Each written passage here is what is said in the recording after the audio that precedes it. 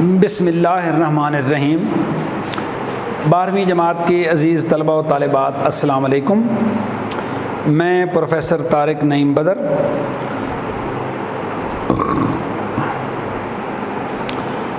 شعبہ Urdu the concept academy اسلام آباد آپ سے مخاطب ہوں۔ عزیز بچوں، ہم پچھلے سبق کے دوران ہم نے سبق شروع کیا تھا، غزل شروع کی تھی فیض احمد فیض کی، اور ہم نے فیض احمد فیض کی پڑھی تھی، ان کا پڑھا تھا ہم نے تعارف، یعنی فیض صاحب کا تعارف ہم پڑھ چکے ہیں، اور آج ہم پڑھنے جا رہے ہیں ان کی غزل، اور اس کو کریں گے آج ہم شروع انشاءاللہ۔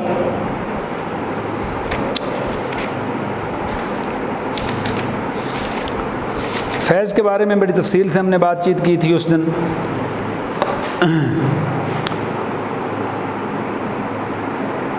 پہلا شعر ہے،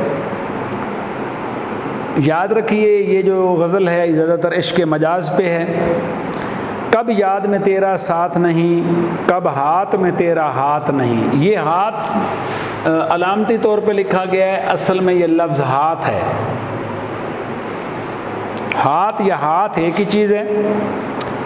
تو شاعر کہتا ہے کہ اے میرے محبوب، کب یاد میں تیرا ساتھ نہیں اور کب ہاتھ میں تیرا ہاتھ نہیں، صد شکر کہ اپنی راتوں میں اب ہجر کی کوئی رات نہیں۔ ہجر کے معنی جدائی، بچھوڑا۔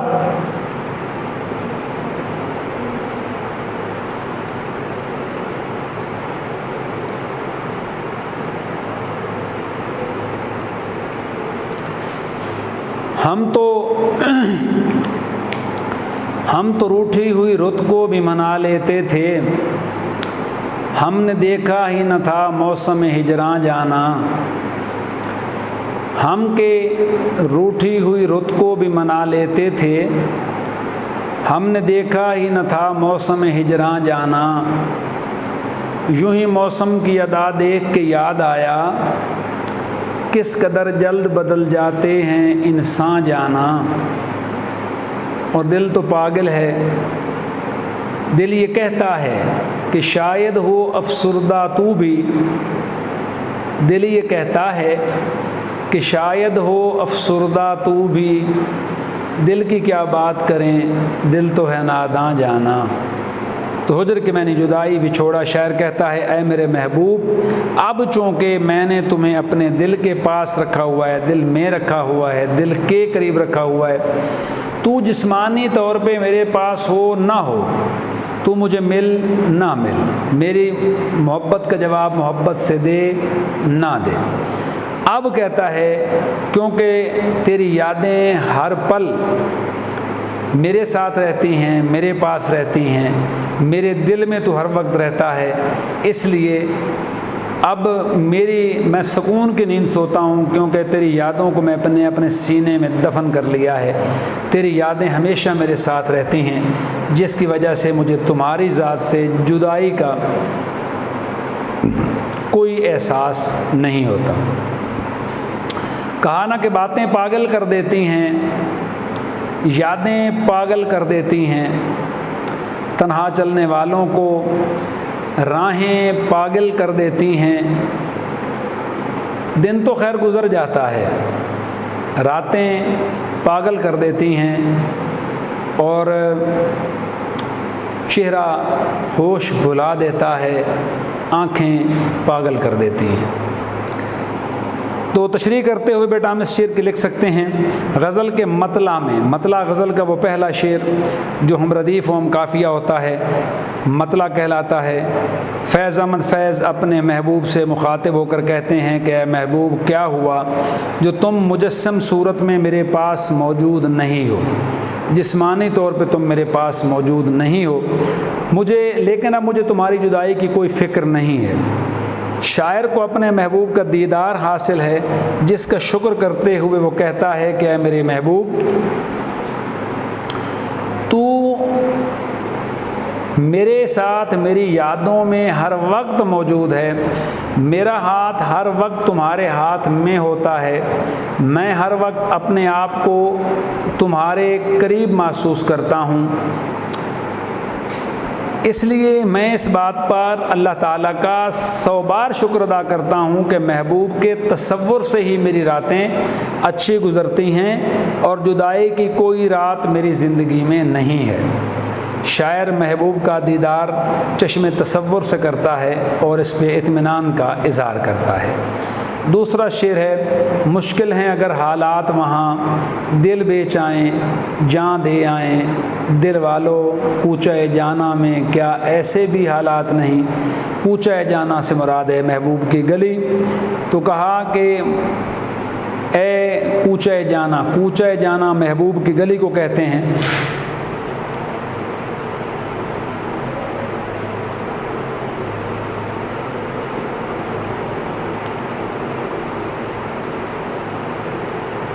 کوچہ جانا سے مراد ہے محبوب کی گلی۔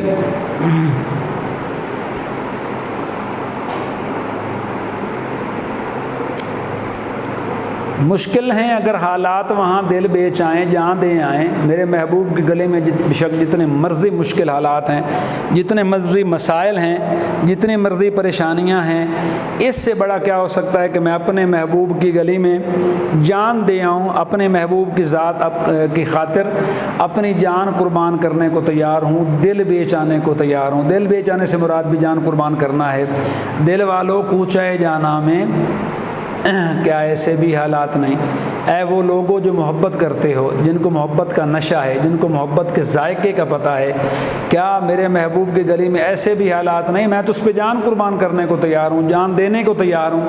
اس سے بڑی جو میرے پاس اپنے محبوب کو دینے کے لیے کوئی سوغات نہیں ہے۔ میں اپنے محبوب کو اپنی جان کا تحفہ دینے کو بھی تیار ہوں۔ تشریح کرتے ہوئے لکھیں کہ محبوب کی گلی میں جانا ایک کٹھن اور مشکل مرحلہ ہے۔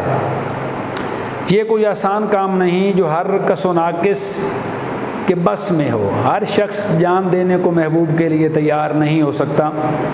اس کے لیے بڑے دلگردے اور حوصلے کی ضرورت ہے، کیونکہ محبوب کی گلی کے حالات مشکل اور ناسازگار ہیں۔ ظالم سماج کا خوف، محبوب کی بے وفائی اور کج ادائی، دنیا والوں کی صحبتیں ایک سچے عاشق کی راہ میں رکاوٹ نہیں بن سکتے۔ یعنی جان دینے کے لیے محبوب کی خاطر سب سے جو ضروری کام ہے وہ کون سا ہے؟ وہ ہے سچا عاشق ہونا، تمام تر مصیبتیں صحبتیں برداشت کرنے کی طاقت ہونا، محبوب کے لیے جان قربان کر دینے کو تیار ہونا۔ حوالے کا شعر لکھ لیں، ہر ایک قدم اجل تھا ہر ایک گام زندگی، ہر ایک قدم اجل تھا ہر ایک گام زندگی، ہم گھوم پھر کے کوچہ قاتل سے آئے ہیں۔ یعنی ہر قدم پہ، گام کے معنی بھی قدم ہوتا ہے، موت تھی اور ہر قدم پہ زندگی بھی تھی۔ ہم تو گھوم پھر کے کوچہ قاتل سے آئے ہیں، یہاں مراد ہے کہ ہم محبوب کی گلی سے گھوم کے آئے ہیں۔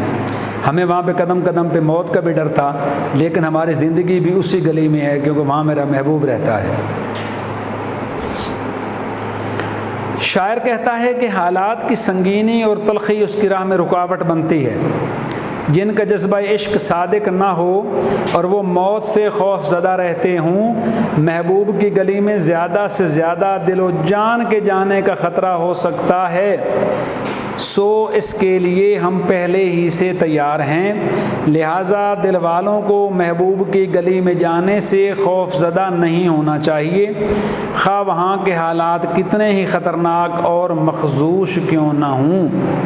فیض نے اپنے ایک شعر میں اسی کیفیت کو ایک اور طرح سے بیان کیا۔ فیض کا ایک اور شعر لکھیں، حوالے کا شعر، رخت سفر باندھ لو دل لگا لو دل فگارو چلو، فگار کے معنی کٹا پھٹا زخمی، رخت سفر، سفر کی تیاری، رخت سفر باندھ لو دل فگارو چلو، پھر ہمیں قتل ہو آئیں، پھر ہم ہی قتل ہو آئیں یارو چلو۔ فیض ایک ترقی پسند شاعر تھے اور اپنے اشتراکی نظریات کی بدولت معاشرے میں انقلاب لانے کے خواہش مند تھے، لہٰذا اس شعر کی تشریح کا ایک پہلو یہ بھی ہے کہ جو لوگ کسی عظیم مقصد کے لیے تگ و دو کرتے ہیں اور وطن عزیز کی محبت کا جذبہ ان کے دل میں موجزن ہوتا ہے، انہیں یہ جان لینا چاہیے کہ ملک کے حالات جتنے مرضی خراب کیوں نہ ہوں اور اس کی بہتری اور اصلاح کا جذبہ رکھنے والوں پر حاکمان وقت کتنا ہی ظلم و ستم کیوں نہ کریں، انہیں اس سے گھبرانا نہیں چاہیے اور وطن عزیز کی خاطر بڑی سے بڑی قربانی دینے سے بھی گریز نہیں کرنا چاہیے۔ یہ ہے جی دوسرے شعر کی تشریح، دوسرے شعر کی تفصیل۔ ایک شعر ہم اور پڑھ لیتے ہیں، تیسرا کہ جس دج سے کیا، دج سے کوئی مقتل میں گیا وہ شان سلامت رہتی ہے، یہ جان تو آنی جانی ہے اس جان کی کوئی بات نہیں۔ دج کے معنی شان،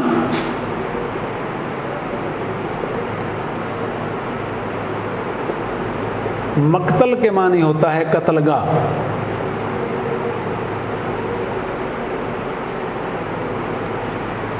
تو کہا زندگی کسی اچھے مقصد کے لیے قربان کرنے چاہیے۔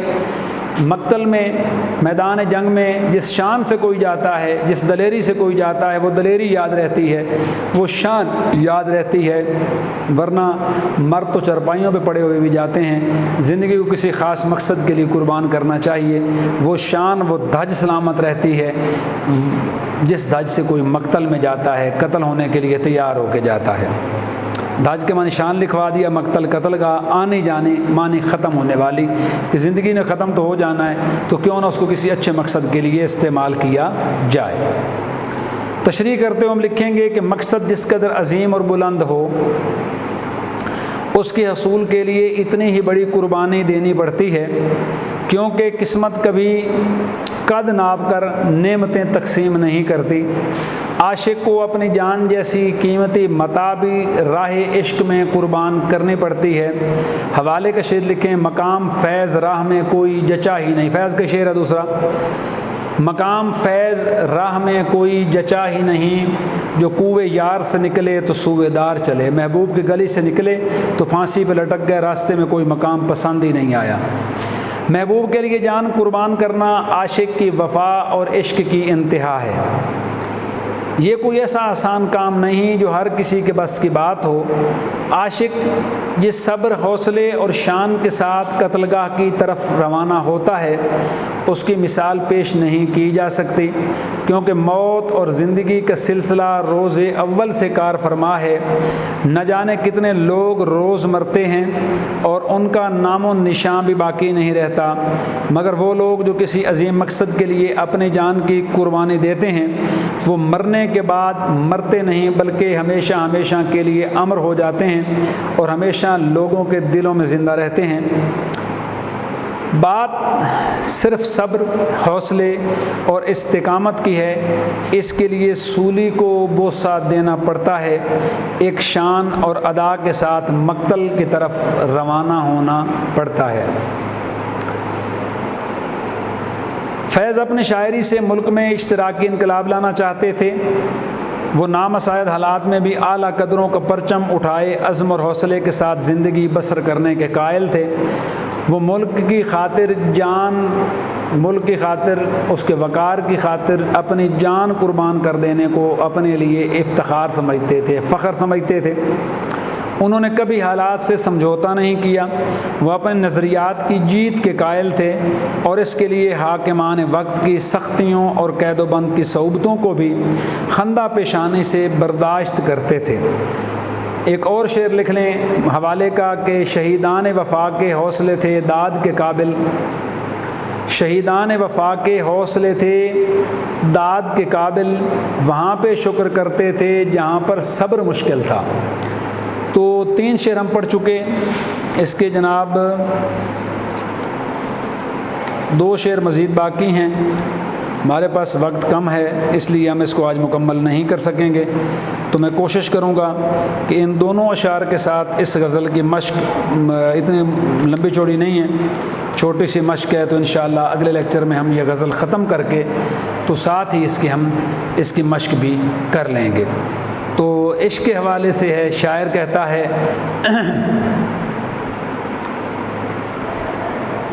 کھلتی ہوئی کلیاں چھوڑی ہیں، مڑتی ہوئی گلیاں چھوڑی ہیں، کھلتی ہوئی کلیاں چھوڑی ہیں، مڑتی ہوئی گلیاں چھوڑی ہیں، ہر طاق میں گڑیاں چھوڑی ہیں، روتی ہوئی سکھیاں چھوڑی ہیں، جب تجھ سے ناتا جوڑا ہے مت پوچھ کہ کیا کیا چھوڑا ہے۔ بہت شکریہ، ملتے ہیں اگلی کلاس میں، اللہ نگہبان۔